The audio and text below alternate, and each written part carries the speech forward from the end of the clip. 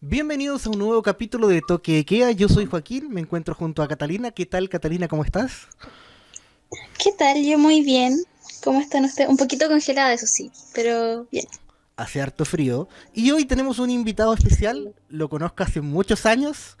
Y, y no sé cómo llamarlo ahora. Alberto, Beto, ¿qué tal? ¿Cómo estás, Alberto? Hola, hola, ¿cómo están? Espero que súper bien. Yo feliz y agradecido también de poder participar con ustedes esta noche. Así que contento y dispuesto. Genial, Muchas Alberto. gracias por venir, por aceptar la invitación y por darnos un ratito de tu tiempo para compartir aquí en este capítulo, pues. Así que, gracias, No, gracias. gracias a ustedes. Muchas gracias. Alberto, si te podrías presentar aquí con la gente, con el público, con la gente que nos escucha hasta de Guatemala. Saludos para ellos. Saludos, saludos para todos. Bueno, les cuento. De Mi veras. nombre es Alberto Andrés Salas Beltrán.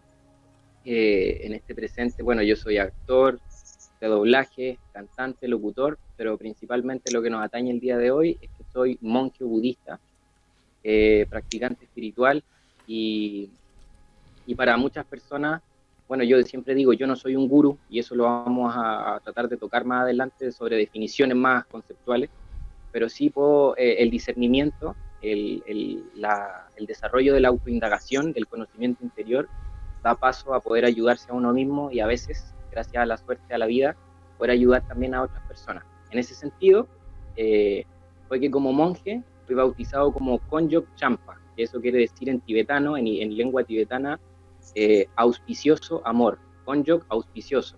Champa, amor. Entonces, ahí está mi presentación más larga. Muy, Bacán. muy bien. Concho o Alberto, como la primera pregunta que me gustaría hacerte, Alberto, Alberto, es bien, ¿cómo entraste al budismo? ¿Cómo llegó eso a tu vida? ya, muy interesante. Mira, primero que nada, lo que me gustaría, aprovechando que estamos aquí en micrófono abierto y que esto es una oportunidad también para que muchas personas escuchen y puedan entender mejor algunas cosas, particularmente en mi caso, yo no soy budista, ¿ya? Pero sí practico el budismo. ¿Esto qué quiere decir? Que esto es súper importante porque hay gente aquí Sí, que sí. dualiza y dogmatiza las cosas.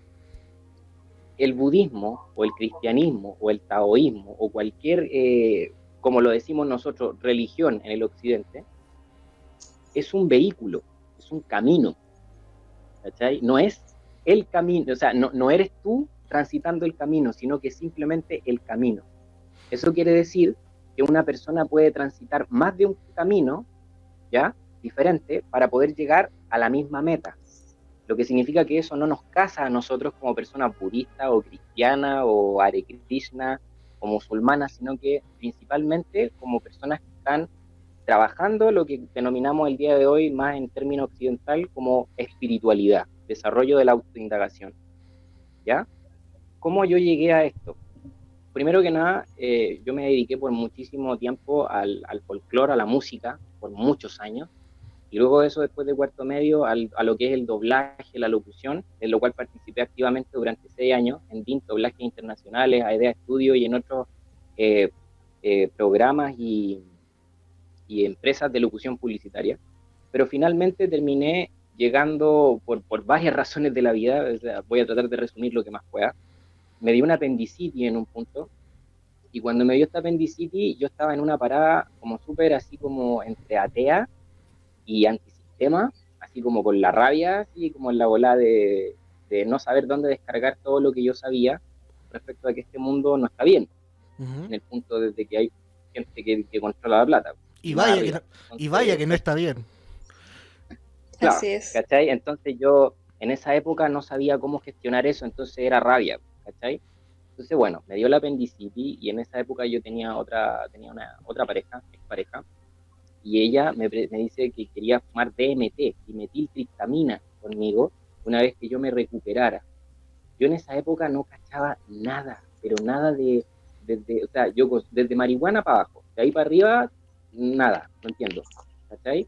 Entonces hice yo una pequeña averiguación, porque si bien es cierto, yo era bien ateo, pero también era bien científicoide, era bien empírico, entonces me gustaba mucho estudiar y cachar, me gustaba mucho la astrología, mecánica, física cuántica, Y bueno, estudiando y profundizando mucho sobre la misma ciencia, fue que empecé a entender que la misma ciencia se le escapaba de las manos su propia ciencia, ¿ya? Por ejemplo, cuando ya tocábamos temas como en la física y la mecánica cuántica, la teoría de la doble rendija, de que la materia depende del observador, ¿verdad? Todo ese tipo de cosas que se salen de las leyes de la física, yo inmediatamente me empecé a dar cuenta de que aquí ya como que algo que no se ciñe bajo las leyes de la física es superior y existe. Entonces justo esto fue sincrónico y me tocó mi recuperada del apendicitis y llega el día en el que yo me digo, ya, güey, vamos a hacer esto y fumar esta dimetiltriptamina, DMT, y cuando la fumo y tengo mi experiencia que es re loca, y yo así hice un experimento porque yo en esa época, a pesar de que me informé sobre lo que hacía el DMT, lo que podía hacer y todo eso, lo hice desde el entendimiento, no de la comprensión, lo hice solo de averiguar. Y, y claro, a lo que tú te enfrentas es fuerte porque es una ruptura del ego absoluta. Y yo como bien científico en esa época, yo dije, a ver, vamos a colocar un cronómetro y vamos a poner música y vamos a poner una cámara y vamos a hacer esto y esto otro porque quiero entender perfectamente todo esto, ¿ya? Y cuando lo hice, bueno, me pegó una patada en la cara bien fuerte, me mandó bien lejos y por primera vez, de forma fuerte y empírica, me pude dar cuenta de que lo que nosotros llamamos espiritualidad es completamente real y que, pucha, o sea, de partida de no tener una experiencia fuerte, digo yo, vomitivamente fuerte, ¿ya? No tanto de visualice, no, sino que te pille, ya, ahí me pilló. Y ahí yo estaba fuera del cuerpo, podía verme completamente, un mandala gigante es lo primero que te recibe y es una puerta. Entonces en ese momento yo dije, chuta, por eso hay algunas culturas que pintan los mandalas desde muchos miles de años, porque en realidad es una puerta, y empecé a darme cuenta de un montón de cuestiones. Cuento corto, cuando bajé de esta experiencia, yo dije, ¡santo cielo! Hay que hacer algo, tengo que entender algo, porque me he estado perdiendo por muchos años algo que yo creí que estaba equivocado, que estaba mal, y yo mismo estaba en contra de eso, y en realidad ha sido que no lo hemos entendido bien. Entonces ahí viene una época en la que yo empiezo a experimentar. Ojo, con esto yo no estoy diciendo que me copien, solo estoy contando mi experiencia y mi camino, ¿ya? Entonces después de esto yo dije, ok, claramente hay algo. Y entonces empecé a experimentar más todavía, pero no con DMT, sino que aquí empecé a experimentar con psilocibina, con lo que conocemos el día de hoy como las tripas, todo ese tipo de cosas que dan una experiencia psicodélica, y yo me sentaba en mi pieza, abría un cuaderno y me encaraba la experiencia para tratar de entender qué es lo que yo estaba viviendo y qué es lo que realmente me revela esta experiencia. Pasaron meses, después yo dejo de hacer este tipo de práctica y gracias a un amigo, a un muy buen amigo mío, tuve la oportunidad de conocer a un lama. Un lama es un guru. Lama significa guru, o maestro, pero en tibetano. Esos monjes que uno ve así como tipo monje Shaolin meditando, así con la túnica, ya, lama. ¿Ya? Y entonces ellos llegaron a Chile. En Chile hay 5 lamas, solo 5. Y uno de ellos era conocido de este amigo mío, y como yo tengo parálisis cerebral diplegia espástica, o sea, discapacidad de nacimiento, para mí siempre ha sido complicado moverme. Entonces este amigo se las arregló para que el lama pudiera ir a mi casa. Entonces esto pasó así y el lama fue a mi casa. Hicimos un evento ahí en mi casa. Ahí yo lo conocí, toda la onda, y finalmente ahí yo me di cuenta de que lo que estas personas enseñaban era como psicología, era como filosofía, pero superaba ampliamente la materia que se puede impartir en la universidad o en institutos legales. Lo trascendía por mucho, era muy complejo. Entonces a mí me gustó, y obviamente hablé con él, hicimos contacto, empezó a venir a mi casa, y finalmente él me hizo tomar refugio, a mí y a otros amigos míos, que es lo primero que uno hace, tomar refugio en el linaje. En este caso el linaje se llama Trikun Kagyu, del Tíbet. Y luego de eso, con el pasar de los meses y práctica, me pude ordenar como monje. Esa es otra iniciación. Y ahí conocí a otro lama, que es el hermano de este lama, que vino a mi casa, y ahí de esos 5 lamas pude tener contacto con 2 de ellos, y se formó en mi casa, o sea, yo pasé a ser un monje, con unos 5 o 6 amigos más pasamos a ser monje, o la palabra es Nakpa.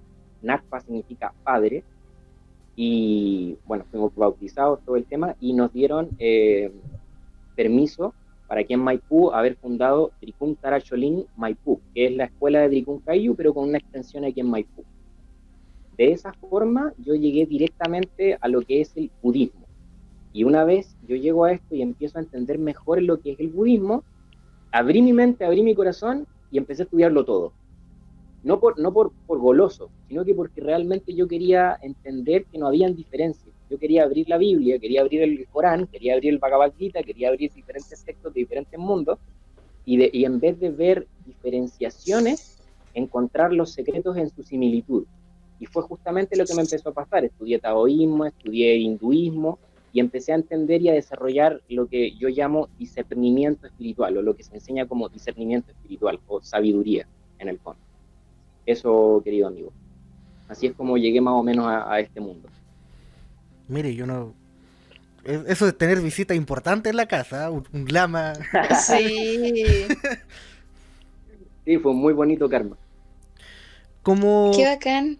como monje, ¿tiene algún tipo de restricción? ¿Se te niega a algo? No sé, ¿tienes prohibido hacer algo? ¿O qué a tu criterio? Mira, No sé. Comer carne, no sé. justamente el monje tántrico, o el Nakpa, que es justamente el monje que soy yo, porque no es como todos los budistas son Nakpa. O sea, hay diferentes tipos de monjes, ¿ya? El monje que soy yo y mis amigos son Nakpas o Nakma. Es un monje tántrico, característica tántrica, lo que significa que no tiene limitaciones. Significa que se puede casar, puede comer carne, puede fumar marihuana, puede pecar, puede no pecar. Y de eso se trata el camino tántrico, de mantener la conciencia y la coherencia en libertad, a diferencia de encerrarse en un monasterio para hacer otro tipo de práctica. No la juzgo, no es para juzgarla, simplemente es otra forma. Ellos se privan del samsara, se privan del néctar del samsara, de la ilusión, del placer, ¿verdad? Y ahí trabajan esa austeridad. En cambio, el Nakpa o el monje que sigue el camino tántrico está libre por el mundo, ¿ya? Y tiene que enfrentar a todos estos dogmas y todas estas cosas, pero bajo su propio riesgo y bajo su propia discernimiento. Entonces, claro, yo estoy casado. Justamente mi esposa también es un Nakpa, bueno, en mujeres Nakma, o Nakmo, y también nos podemos casar, no hay límites, se puede comer carne, ojalá ritualísticamente y no de forma como gula, pero no, los votos que uno tiene son diferentes. No tienen que ver con restricciones, sino que más tienen que ver con un desarrollo de práctica interna. Por ejemplo, uno se somete al voto los votos primarios son no mentir ni a ti adentro ni afuera, no robar ni a ti adentro ni afuera, ser un buen conductor sexual, de ahí los vamos a ir explicando, no contaminar la mente con emborrachamiento de cualquier tipo, me refiero a excesos de cualquier cosa, me falta uno. Bueno, en fin, son como de esa onda. Pero ¿qué significan estos votos? Primero que nada, no son obligatorios. No es como que si tú no lo cumples, cagaste. No es así. Sino que en el fondo es como algo, un compromiso a seguir. Es como yo me comprometí a esto, entonces yo lo practico conscientemente.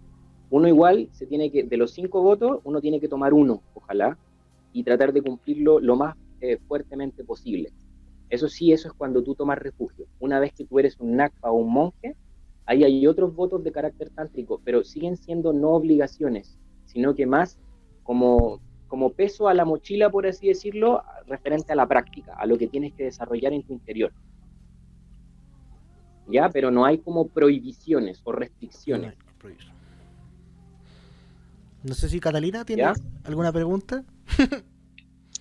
No, estoy rumiando todavía toda esta nueva información que estoy recibiéndome. Creo que es un buen momento para escuchar, así que en esa me estoy dando. Ah, muy bien. Bueno, yo tengo otra pregunta que es como del glosario más o menos, como que he visto en tus publicaciones también. El asunto de los registros akáshicos. Ah, mira. ¿En qué consisten? Bueno. ¿Cómo se trata? Y cómo es el proceso de uno. Bueno, particularmente los registros akáshicos es algo que no tiene que ver directamente con el budismo, con ese nombre, por el nombre registros akáshicos. ¿Ya? Hoy día justamente hoy día hice un post que hablaba sobre el significado etimológico, creo que esa es la palabra etimológico o literal, de la palabra, de las palabras. Por ejemplo, la frase registros akáshicos, es una palabra que claramente la estamos empleando en español, ¿verdad? Registros, pero akáshicos viene de la palabra akasha, que en sánscrito significa éter, intangible, es como la voz es éter, existen los elementos, ¿verdad? Aire, agua, tierra, fuego, y el otro, el secreto, es el éter, es el sonido, o el prana, la esencia vital, lo invisible, lo intangible, a eso se refiere con éter. Entonces, los registros tratan la gente a veces de darle un origen, así como, oye, y nació en India o nació en Japón, y nos vamos a dar cuenta que como los registros akáshicos son una tecnología inmanente dentro del cuerpo de cada persona, o sea, es algo que puede hacer cualquiera, en cualquier lugar del mundo. Mientras tengas la capacidad de autoindagar, vas a encontrarte en algún punto con lo que nosotros los occidentales denominamos registros akáshicos. La palabra correcta para lo que denominamos como el akasha o lo que es el registro akáshico vendría siendo la palabra en sánscrito buddhi, que significa inteligencia sutil. El buddhi o la inteligencia sutil nada tiene que ver con la inteligencia intelectual del ego o de la mente. La inteligencia moral es esa a la que yo me refiero. La inteligencia dual, la dogmática, la que tiene placer o la que siente aversión por algo. ¿Me explico? La de la opinión del ego. No tiene que ver con esa, sino que el buddhi es una especie de inteligencia sutil que se desarrolla gracias a la práctica de la atención y la conciencia, de la autoindagación. Entonces, este buddhi, esta inteligencia sutil, es la que a nosotros nos otorga sabiduría, o la que a nosotros nos otorga el instinto, o la capacidad de entender el instinto, o la capacidad de entender la intuición. ¿Ya? Entonces, los registros akáshicos son la capacidad de entrar dentro de ti al punto de superar incluso pasar por la inteligencia colectiva, ¿verdad? ¿Sabes lo que es la inteligencia colectiva? ¿Verdad? Pasar por la inteligencia colectiva, pero llegar más allá, hacia una especie de inteligencia que lo tiene todo. No puedes sentarte a pensarlo de forma filosófica, así como a decir, esto que estoy viendo yo, ¿será así o lo estoy inventando? Porque si te haces esa pregunta, significa que no estás donde tienes que estar. No estás sentado bien en donde tienes que estar contemplando. ¿Ya? Los registros akáshicos son, por así decirlo, la secretaría o la biblioteca en donde se encuentra toda la información que converge entre el pasado, el presente y el futuro, que no existen de forma lineal, sino que... ¡No! Lo perdimos. Se perdió en el... No, sí, tiene problemas de conexión, pero vuelve enseguida. Ahí volvió. Yo lo Y ahora espero, sí. ahí está. Ahora sí, estamos ¿Ahora sí? Sí, quedamos en el tiempo que no es lineal. No es lineal, sino que el tiempo es circular, ¿verdad? Y como el tiempo es circular, o sea que pasado, presente y futuro convergen en un puro momento, que es el presente, en el fondo, esta técnica a nosotros nos permite entrar en un espacio en el cual, insisto, pasado, presente y futuro convergen en un punto que nos da una información infinita, que tiene que ver con el chakra corona. ¿Qué quiero decir con todo esto finalmente? Que como pueden darse cuenta ustedes, así como por ejemplo cuando hablamos del Reiki, ¿han oído hablar del Reiki o han oído escuchar el Reiki alguna vez? El Reiki, por ejemplo, Reiki es un nombre. Reiki es un nombre japonés, pero la técnica no significa que sea japonesa. ¿Me explico lo que estoy diciendo? Por ejemplo, el Reiki se llama Reiki porque una persona llamada, no me acuerdo cuánto, Usui, él canalizó esa técnica que ya existe porque pertenece a todas las personas, pertenece a la inteligencia colectiva, la canalizó en Japón. Entonces muchas personas piensan que el Reiki es de Japón. Ya, lo mismo ocurre con los registros akáshicos. Tiene un origen en India, en África, en Japón, en China, en América, en los mayas, ¿me entienden? Está en todas partes porque en el fondo la capacidad de entrar dentro de los registros es de abstraerse del ego, inteligencia básica, para poder entrar en esa inteligencia buddhi o más sutil, para poder tener acceso libre a esta información de forma consciente.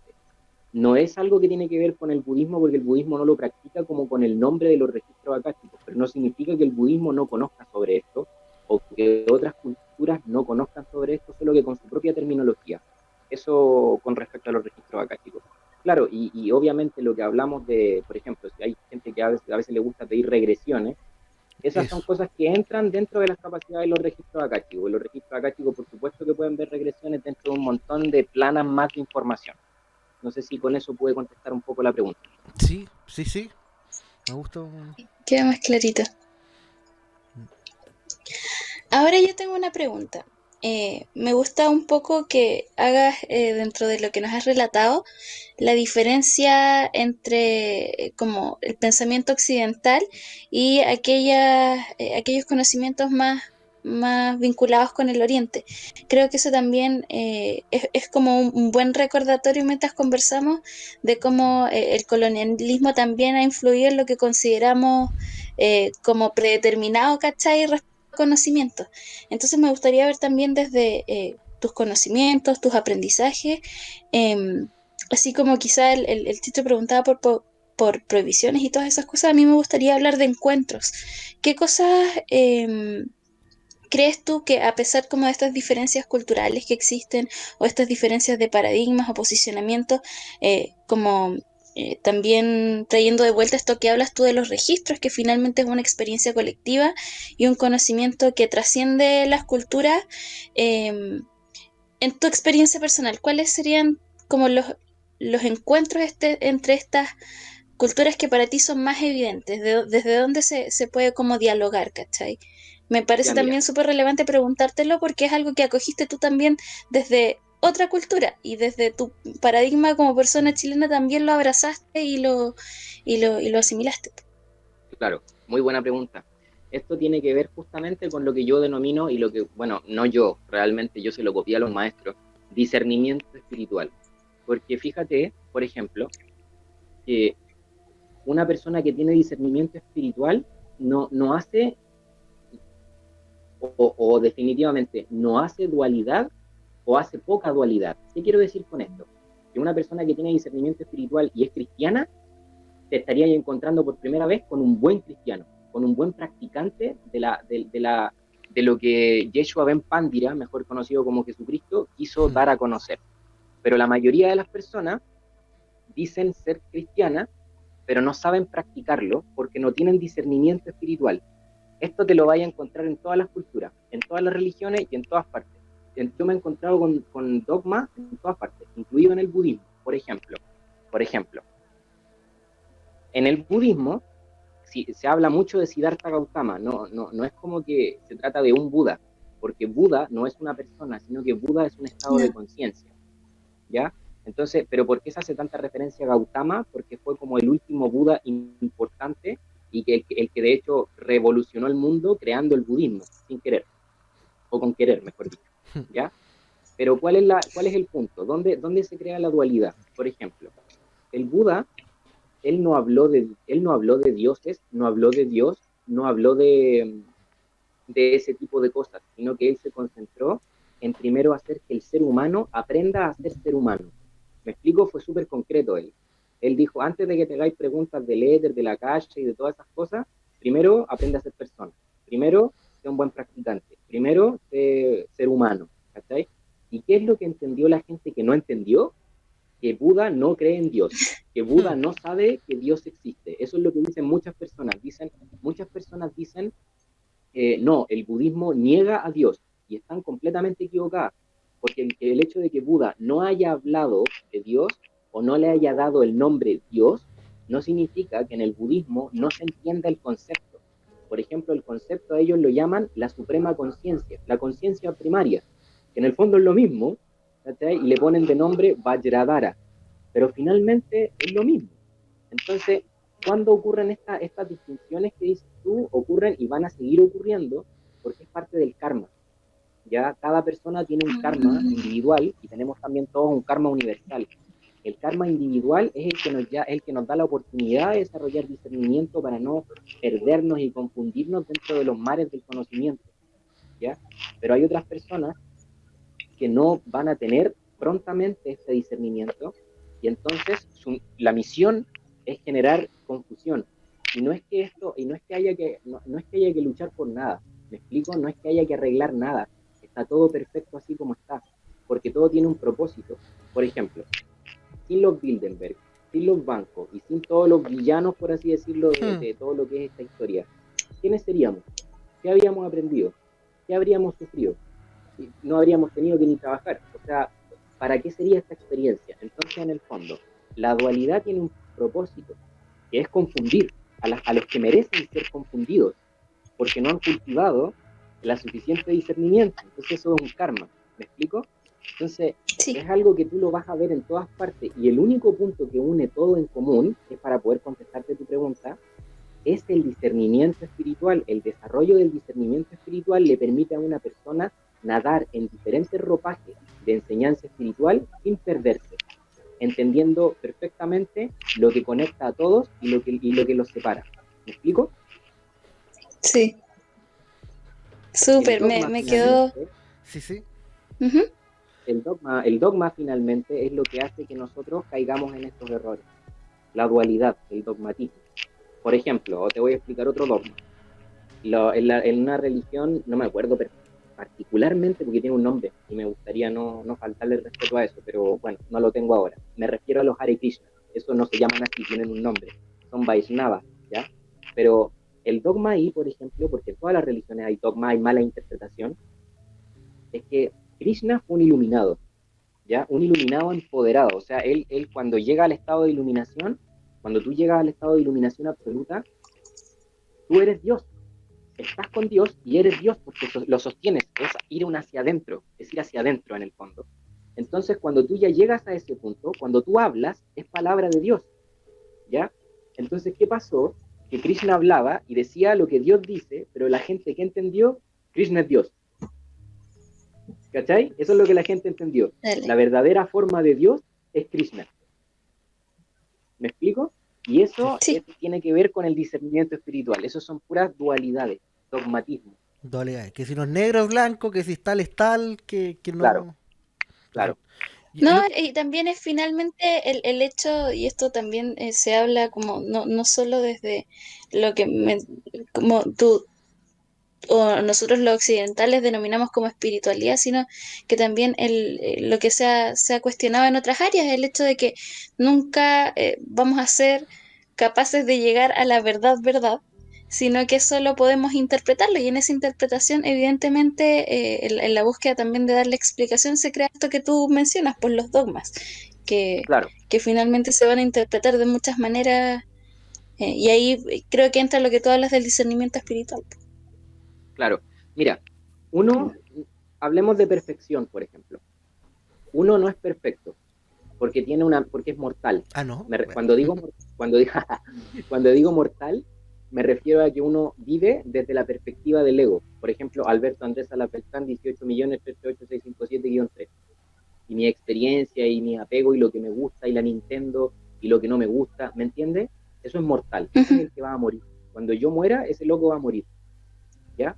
Pero existe la perfección. La perfección es el estado de iluminación. Cuando un ser humano, o sea, mejor dicho, cuando un animal intelectual, porque de seres humanos no tenemos nada, somos animales intelectuales. Ser humano es un estado que se gana. De hecho, sinónimo de iluminación es ser humano, ¿ya? Entonces, cuando un animal intelectual alcanza el estado de ser humano, ese ser se vuelve omnipresente, omnipotente y omnisciente. Y eso es un estado de perfección. Lo que alcanzó el Buda, lo que alcanzó el Señor, el Cristo en el momento de morir, porque Cristo se ilumina cuando muere, no antes.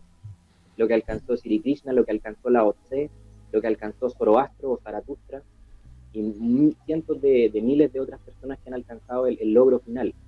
Entonces ahí sí hay perfección. Pero mientras uno es el ego, mientras uno practica desde la humildad del ego, por supuesto que hay error, hay ensayo, hay caída, hay dogma, hay dualidad. Es súper importante. Porque, por ejemplo, antes de yo tener estos linajes, ¿cómo uno puede creer en la espiritualidad o cómo puede uno apostarle si es que realmente no la comprende, si es que realmente no sabe cómo poder llegar? Por ejemplo, yo antes me preguntaba, pero ¿qué es ser santo? ¿Cómo yo puedo postular a ser santo si ni siquiera entiendo lo que es ser santo y en base a qué? Decía yo. Entonces le pregunté una vez a mi guru, le dije, Lamita, por favor, dígame, ¿qué es ser santo? Porque no entiendo. Y gracias a Dios, gracias a Mickey, gracias a todo, él me dio una de las mejores respuestas de la vida y me dijo, lo voy a decir en tibetano. En tibetano le decimos bodhisattva al santo. Y santo significa coherencia entre, ¿han escuchado el dicho, pienso y luego existo? Ujú. ¿Verdad? Ya. Sí, El dicho completo es siento, pienso y existo. Porque mientras yo hablo, ustedes sienten una emoción, luego piensan y luego hacen así con la cabeza o asienten con una acción, ¿verdad? Ese proceso ocurre en un nanosegundo. Mientras más conciencia se tiene, más dilatado se siente el proceso entre sentir, pensar y actuar. Entonces, santidad significa coherencia 24/7, espontánea, entre el sentir, el pensar y el actuar. ¿Y esto cómo se consigue? De dos formas. Con un milagro espontáneo, aquí, de la nada, o con la práctica del Dharma. La práctica de la autoindagación puede llevarte algún día a alcanzar el estado de santidad, que significa, insisto, coherencia entre los sentimientos, pensamientos y las acciones. Y esto es algo que aquí entra, y es muy bueno conversarlo en público, que es respecto a lo que nosotros consideramos como bueno y malo. Por ejemplo, muchas personas podrán pensar, entonces un santo es bueno. Es que no, porque según tu moral y perspectiva de bueno, lo que quiero explicar es que un santo está libre de ego. Está libre de ego. Por lo tanto, todo lo que él hace es coherente, sea desde tu punto de vista bueno, tóxico o no tóxico. Pero él está libre de ego. Exacto. Eso significa que una persona santa puede violar 50 personas, asesinar 50 cabras, rayar 50 paredes y al morir no pasar por el purgatorio. Y aquí me vuelvo a hacer un hincapié explicatorio. ¿Qué es el purgatorio? El purgatorio es un proceso por el que pasa el ego, solo el ego. Alberto Andrés Salas Beltrán, 18.388.657.3, él pasa por el purgatorio. Mis creencias, mi moral, mi opinión, mi ética, lo que yo creo que es bueno, que es malo, eso se quema, se destruye. En cambio, un santo no tiene eso, entonces él solo actúa por lo que tiene que hacer, ¿verdad? Lo que corresponde, lo que hay que hacer, el karma correspondiente. Entonces esa persona está libre. Cuando muere pasa colada como un embudo. Eso. Ay, no, se fue al purgatorio. No. Uy, me quedan... Estoy muy interesante todo, me encanta. Está súper interesante de conversar estas cosas que también resuenan harto. Sí. Ahora sí. Bacán. Alberto, yo te quería preguntar, porque el otro día tú hiciste un live y en delante hablaste un poquito de de estos seres que provocan la confusión. No sé si llamarlos falsos maestros, estos tipos de la tele, una cosa así, que tú hablaste de ellos. ¿Cómo es el asunto con esta gente que genera la confusión que hablaste tú hace un rato? Mira, en esta vida obviamente existen buenos maestros, que es lo que yo llamo maestro cualificado, y existen malos maestros, que es lo que yo llamo un maestro que no está cualificado. Pero son casos diferentes. Por ejemplo, una persona, cuando está lista, cuando ha autoindagado lo suficiente y se conoce lo suficiente, el maestro digno aparece.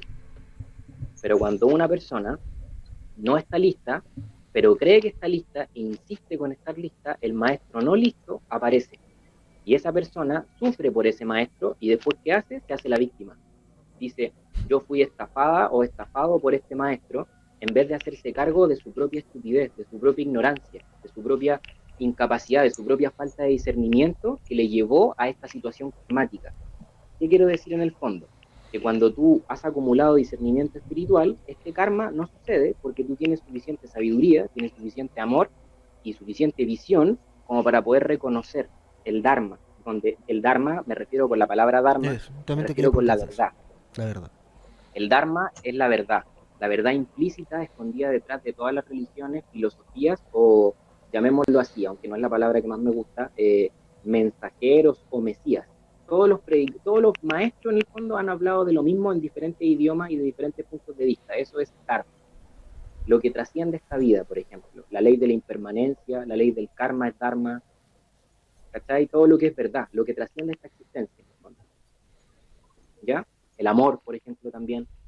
El odio también es parte del Dharma porque trasciende la vida y la muerte, ¿verdad? Entonces, a eso me refiero con el Dharma. Entonces, cuando hablamos de un maestro equivocado y de un alumno equivocado, no es culpa del maestro, y no es que el maestro sea maestro. De partida, ese maestro no era maestro, y ese alumno no era discípulo. ¿Me explico?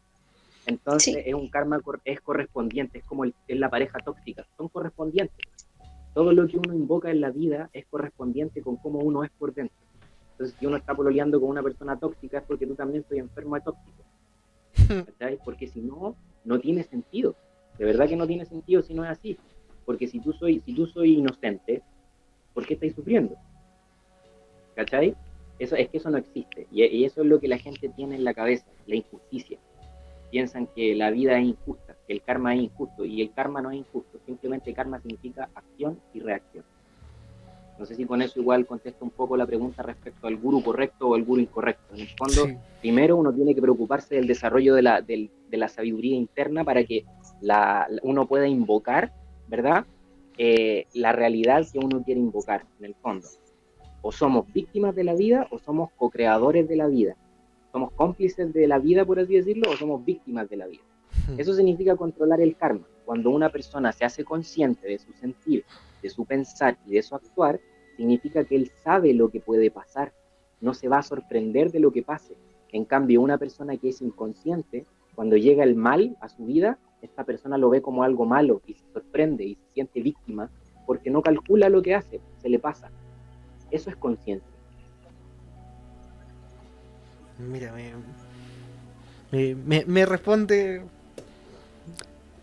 un montón de cosas a la Pero vez. no está siendo, No. espero no está siendo complicado. Trato No, de no. hacerlo lo más sencillo posible, la verdad. No, por lo menos estamos entendiendo muy bien. Quedé de 6, como diría Bart Simpson. Eh, aprovechando de lo mismo, también basándonos en otra publicación que tú hiciste, acerca de la perspectiva del amor. Que el amor no es solo decirle a la persona al lado te amo, es como de otra cosa más indicadas tú en el post. El amor real es el amor desapegado. Eso, El amor ese real mismo. es el amor el amor que trasciende el apego. Cuando nosotros vivimos un amor interesado es cuando vivimos un amor en apego. Y ese amor en apego es posesivo. Ese es el que no nos permite morir. Por eso que mis lamas dicen vivir dignamente para morir dignamente. Eso significa al vivir, desaprender, salirse del ego, para que al morir no costar. ¿Cachai? Muy Yoda, muy corta. Ellos hablan así, es así como, hola, tú ser, tú ir, allá, sí, así, bien. Y uno tiene que saber poner atención y aprender. Son ovetos por ahí. Bacán. No sé si contesté la pregunta o si no la contesté, se me va la No, onda a veces. sí. Lo del amor desapagado. Ujú. ¿Usted tiene alguna otra pregunta, Catalina?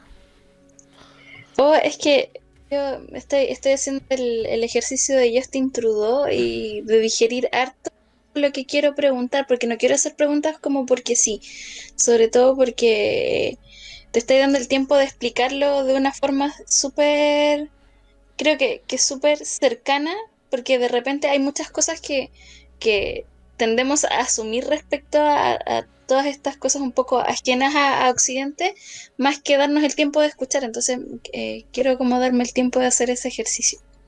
Eh, ¿Sabéis que, igual, hablando... disculpa que te interrumpa? Ujú. Disculpa que te interrumpa. Sí, dale. ¿Sabéis qué es lo bonito de todo? Mira, finalmente, al momento nosotros de empezar a entender, porque mira, ¿por qué para mí? Porque hay muchas personas que no logran, por ejemplo, hacer de estos temas algo claro. A mí, ¿qué me pasa particularmente? Es que yo era ateo. Yo era porfiado, yo era cientificoide, yo era bon, ¿me entienden? Lo sigo siendo. Ujú. Entonces, eso quiero usar esa palabra, bendecido con la posibilidad de poder hablar con otras personas y entender realmente las inquietudes, entender de dónde viene el no entendimiento, el escepticismo, la falta de comprensión dentro de nosotros mismos respecto a esta búsqueda. Pero finalmente es la empatía. Uno tiene que realmente desarrollar la empatía de lo que todos nosotros estamos buscando para poder entender cuáles son las dudas respecto a nosotros mismos, que todos somos otro yo nomás. Por ejemplo, Claro. ahora podemos hacer un ejercicio súper bonito, aprovechando que estoy aquí. Miren, aprovechando Dale. que estoy aquí, cerramos los ojitos. Por favor. Ojito. En el momento de cerrar los ojos, nos podemos dar cuenta que podemos contemplar tanto los colores como la visión y también la mente, el pensamiento y las emociones, ¿verdad? Ahora yo quiero que por favor, tanto ustedes dos como las personas que nos están acompañando en este ejercicio, imaginen algo frente a ustedes, lo que quieran. Una pelota, un árbol, un queso, una mina, lo que quieran. ¿Lo tienen ya? ¿Lo ven al frente de ustedes? Ujú. Ya. Sí. ¿Y ustedes son eso que miran o son el que observa?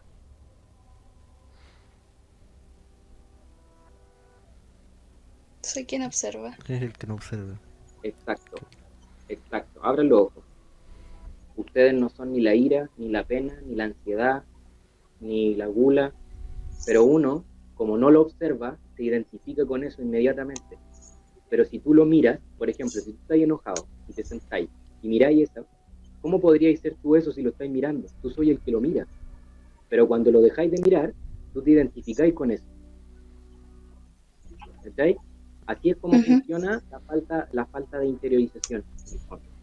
Es simplemente eso, lo que hemos complicado tanto con las terminologías de espiritualidad y todo, simplemente es autoconocimiento, que finalmente genera amor y sabiduría. No puede existir la sabiduría si no hay amor, y no puede existir el amor si no hay sabiduría. Una persona que ama mucho pero no es sabia, sufre por ignorancia, lo traicionan. Y una persona que tiene sabiduría y no tiene amor, en realidad no tiene sabiduría, tiene conocimiento, y esta lo hace ser vanidoso y egocéntrico. Entonces ambas son una cara de una misma moneda.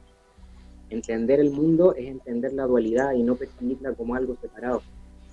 Cuando tenemos felicidad, tenemos que entender que la felicidad es sufrimiento. Si lo vemos solo como felicidad, entonces somos dualistas. Cuando estamos sufriendo, tenemos que entender que ese mismo sufrimiento es felicidad. Si lo vemos solo como sufrimiento, no vamos a trascender nunca lo que es el samsara y el nirvana. Finalmente, lo que quiero decir con esto es que cuando nos damos cuenta que la ira o que el sufrimiento es felicidad o que la felicidad es sufrimiento, tomamos conciencia de que ambas caras de una misma moneda provienen de un origen, y ese origen es vacío, es contemplación, carece de sustancia propia. Entonces, tomar conciencia significa trascender la dualidad, significa comprender que si, por ejemplo, es por el cuerpo que nos suceden calamidades, sin un cuerpo, ¿qué calamidades te podrían suceder? Ninguna. Entonces, ¿por qué no agradecerlas? ¿Por qué recibirlas como algo malo? En vez de recibirlas como por lo que pagamos, pues si nosotros compramos el boleto, nacimos y vinimos para acá, y después nos estamos quejando. Eso finalmente es tomar conciencia del karma. A eso me refiero con ser conscientes de nosotros mismos para después no ser víctimas de lo que sucede, sino que realmente ir cómplices con la vida.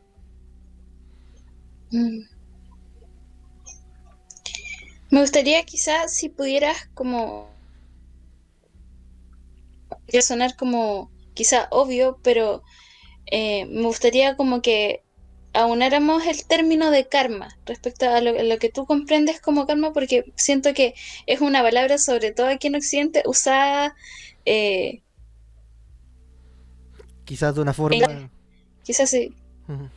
No, es Ya, pues que, definámosla. mira, es como lo que te hablaba el otro día del espíritu animal, pues, ¿cachai? Que finalmente es una palabra que tiene cierta cosa detrás y a veces se trivializa caleta, entonces me gustaría Mm, que se elaborara Démosle un un poquito orden en eso. entonces. Démosle un orden entonces, pues, para que quede claro inmediatamente lo que significa y lo que no significa. Porque realmente lo que es equivocado es que tiene múltiples significados. Eso no es verdad, tiene uno. Karma significa acción y reacción, nada más, ni bueno ni malo, simplemente acción y reacción. Desde una moneda cayéndose, de cualquier cosa, acción y reacción, eso es karma, simplemente eso. Entonces tú puedes tener buen karma desde ese punto de vista o mal karma, eso es karma. No es algo ni malo ni bueno, simplemente es acción y reacción. Yo tengo sed, tomo algo, porque tomé algo ya no tengo sed, eso es karma. Nacer, vivir es karma, obvio, porque cuando vives, cosas van a pasar. En el mundo de la acción hay una reacción, eso es karma. Me encanta, Entonces, cortito y preciso. para poder trascender el karma, tú tienes que hallar la iluminación inmanente dentro de ti. Cuando hayas la iluminación, a ti el karma ya no te afecta, pero tú pasas a ser parte del karma. Por ejemplo, es como que un santo puede ir y matar a otra persona. ¿Se acuerdan de lo que hablábamos Sí, antes? sí. Puede ir y matar a otra ¿Sí? persona. Esa persona que murió vivió un karma ejercido por el santo, pero el santo no va a ser castigado por ese karma. ¿Entienden lo que digo ahora? Ujú, Eso es karma. sí, me queda. Obviamente hay karma automático, que es el karma que se manifiesta en esta vida, y hay karma que viene como mugre pegada, como hábito, ¿ya? También lo otro que quiero dejar claro respecto al karma es que el karma no es lineal, no es como que, por ejemplo, yo te pego un guate y me van a pegar un guate. No, quiero poner este ejemplo muy claramente. Por ejemplo, yo hace años atrás, antes de cachar todo esto, yo siempre he sido muy Barça, mi naturaleza es súper así como, te. Entonces, mi hermano, nada que ver, mi hermano es mucho más tierra, es mucho más, ¿eh? Entonces, a él no le gusta que yo, por ejemplo, entre a su pieza y le saque ropa para ponérmela. A él no le gusta, a mí me da lo mismo.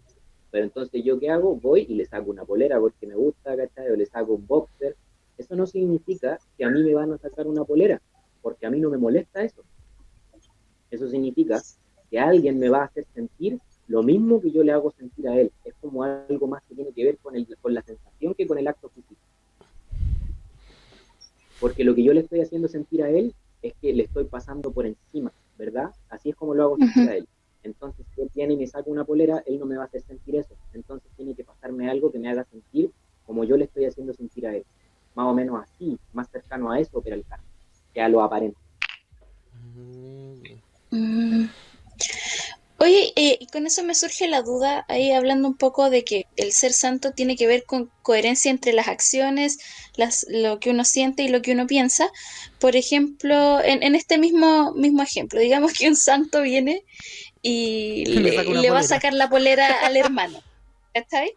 Entonces, finalmente, si el santo es coherente en el sentido de que eso se alinea con lo que cree y lo que siente, ¿le llegaría el karma, por ejemplo, si a la otra persona no le gusta que le saquen la polera? Le va a llegar el karma, pero la diferencia es que, mira, claro, la diferencia no es que el karma deja de llegar, es que se surfea. Mm, La diferencia es que hay gente ahogada ya. y gente arriba de la tabla. El que Oh, está esa es arriba de una la tabla, súper buena. el que está arriba de la tabla surfea y le da y le pega tablazos en la cara a la gente. Y los que están en el mar reciben tablazos y se ahogan.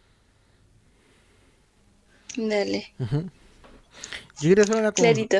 una consulta que. A ver, no sé cómo preguntarla. Pero. Digámoslo en un ámbito personal, tú, Alberto.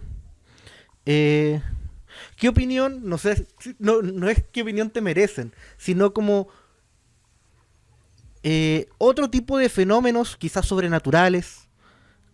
Ajá. ¿Qué explicación tienen o cómo le ves? ¿Cuál es tu visión de ellos? No sé, de un fantasma, del chupacabra, de algún extraterrestre o de una Es luz muy, misteriosa. es un tema súper amplio y súper largo. Voy a tratar de resumirlo muchísimo, y mucho, porque da Ujú. para otro programa.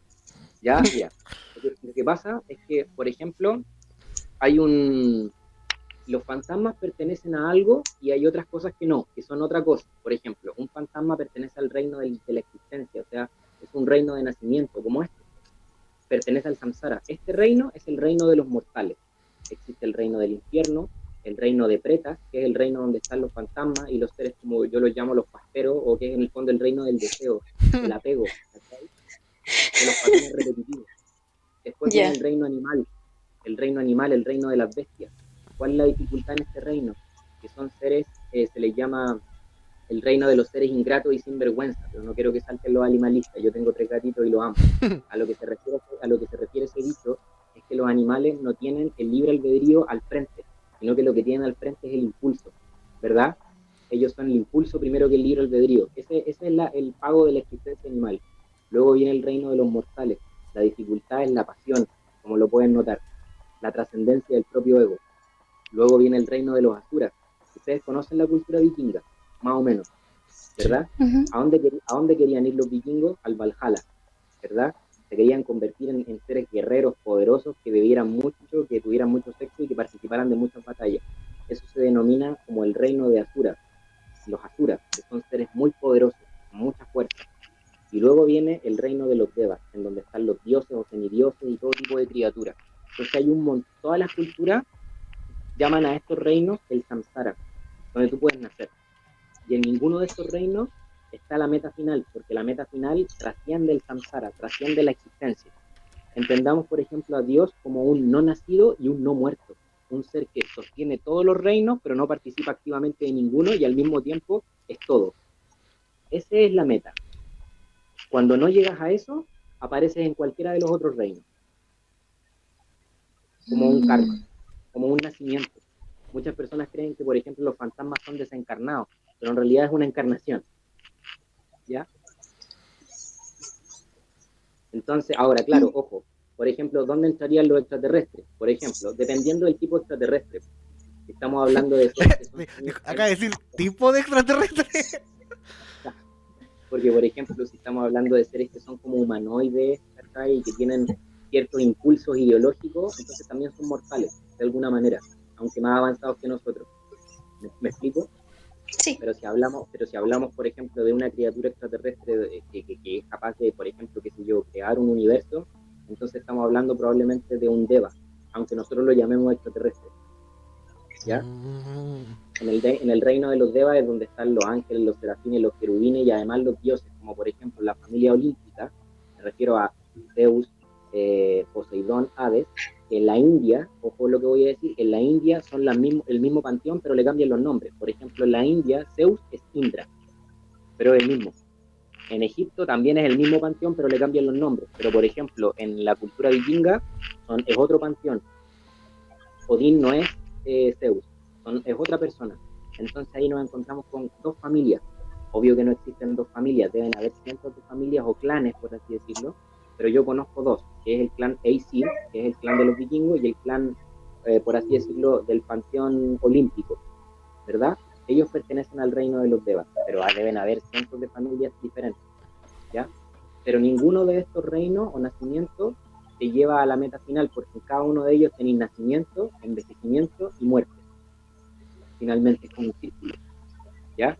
Y para salir del samsara, porque el samsara es samsara y nirvana, ambas polos de una misma moneda, sufrimiento y placer.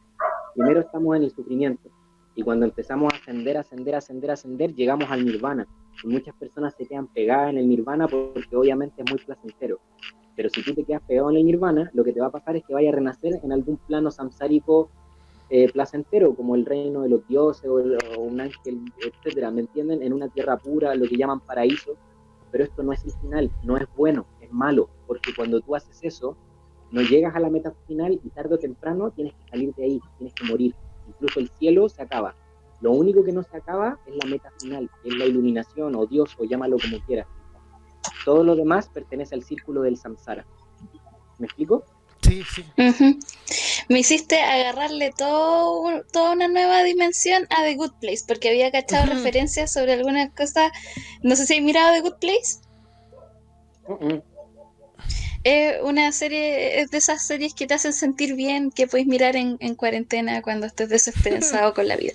The Good Place tiene toda esta conversación, es como una serie de humor, filosofía y vida después de la muerte, ¿cachai? Entonces había cachado algunas referencias filosóficas, algunas referencias más como de religiones occidentales respecto como a la vida después de la muerte. Pero ahora que me hablaste de esto, de por ejemplo, de que los devas o el paraíso también es parte de todos estos mundos en los que puedes encarnar, me acaba de hacer sentido la última temporada de The Good Place. Así que gracias. Es que mira. Dime. No, iba a hacer un... jamás se me habría pasado así como por la mente de que exista algo más allá del cielo. Y me acaba de abrir la mente así mucho en todo. Es que mira, claro, que justamente es lo que quiero decir. ¿Se acuerdan que antes hablamos del amor y la sabiduría? Ya. Cuando una persona tiene mucha fe y mucho amor, pero no tiene sabiduría, entonces a lo máximo que puede postular es algo así, como el paraíso, como el cielo. Pero no es la meta final, no se va a iluminar. Es difícil. Entonces, finalmente va a tener que salir de ahí, aunque dure cientos de miles de millones de billones de años, en algún momento va a tener que salir de ahí. Entonces, ahí tiene que volver a cualquiera de los otros reinos de existencia sin ningún orden fijo. Entonces, lo mejor es trascender el samsara y el nirvana, las dos caras de una misma moneda. ¿Cachai? Y así es lo que se conoce como Maha para Nirvana, en sánscrito o en no, sánscrito. Maha significa grande, para significa siguiente. Entonces, Maha para Nirvana podríamos decir que significa como el gran siguiente Nirvana, ¿verdad? Y el gran siguiente Nirvana es más o menos de lo que hemos estado hablando todo este rato, en vez de solo el Nirvana. Me voy a ir, sin mentirte, me voy a ir a dormir con otra perspectiva de todo ahora, cuando terminemos de editar. Vean The Midnight Gospel en Netflix, muy, muy, muy buena serie. The Midnight, ahí la recomendación. Gospel. Sí. The Midnight Gospel, tiene 8 capítulos. Oh, bacán. 8 capítulos ahí, para la gente. Oye, Es Alberto, una serie animada creada por el que hizo Hora de Aventura, les va a encantar. Habla de todo esto, el Dharma, reencarnación, samsara, reinos de existencia, iluminación, todo eso. Qué bacán, me encantan cuando series tienen esos trasfondos conceptuales, como Over the Garden.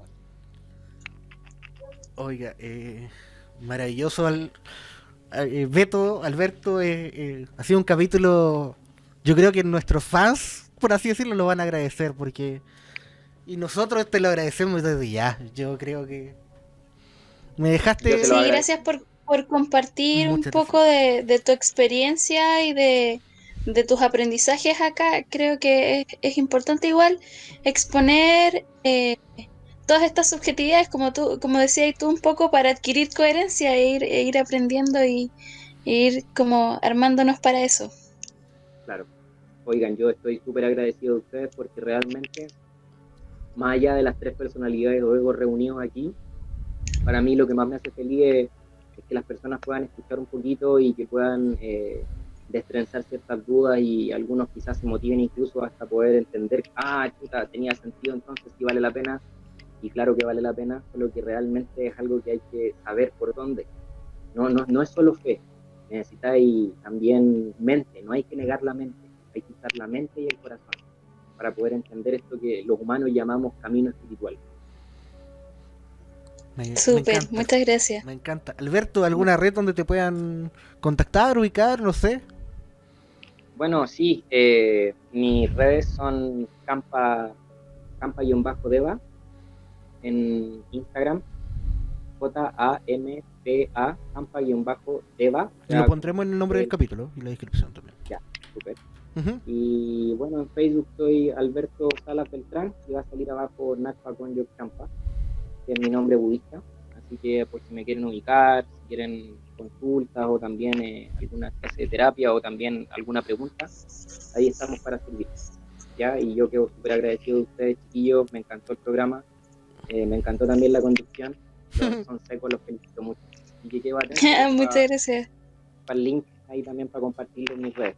Excelente, muchas gracias. Súper, gracias. Y encantado, gracias. Invitado en un próximo capítulo también para seguir conversando, porque de verdad yo creo que da para más. Yo feliz si ustedes se motivan. Sí, yo quiero que me hables de todos esos otros reinos. En eso que es muy... Podríamos hacer un programa, porque eso es un tema largo, sobre los detalles de cada reino de existencia. Sí, creo que es un bonito desglose que podría salir ahí. Sí, de cositas. Muy bonito. Esta segunda parte. Bueno, muchas gracias, Alberto, por este capítulo. Catalina, no sé si tiene algo más que agregar. Sí, considerando en esto mismo, aprovechando el mensaje de amor del Beto y de todo esto, quiero recordar que hay gente que está pasando harto frío y harto hambre en Chile, así que donen en la olla de chile.cl, ahí están como el catastro de ollas comunes que hay a lo largo de Chile, así que si alguien tiene ganas de colaborar y donar, estaría bueno. Excelente, pues. Sí, pues. Siempre es muy bueno y muy bonito practicar la compasión mientras uno está vivo, sobre todo, que se puede, la caridad, y es una práctica que sobre todo siempre va a ser positiva y va a nutrir nuestro discernimiento y nuestra alma. Y que, pucha, yo también me quiero despedir. Muchas gracias, chiquillos. Y también me quisiera tomar la libertad de pegar un pequeño avisito Sí, por favor. respecto a Sí. estos próximos días, no solo este próximo martes, sino que también dentro de los próximos 2 meses, voy a estar repitiendo una serie de talleres respecto al tibetano, la pronunciación del tibetano, la práctica del mantra yoga, del guru yoga, que es la práctica del mantra, o sea, la verbalización y todo lo que significa el tibetano y el sánscrito. Así que si alguna vez se quieren sumar o les interesa, puedo hacer clases particulares o también estamos haciendo en talleres.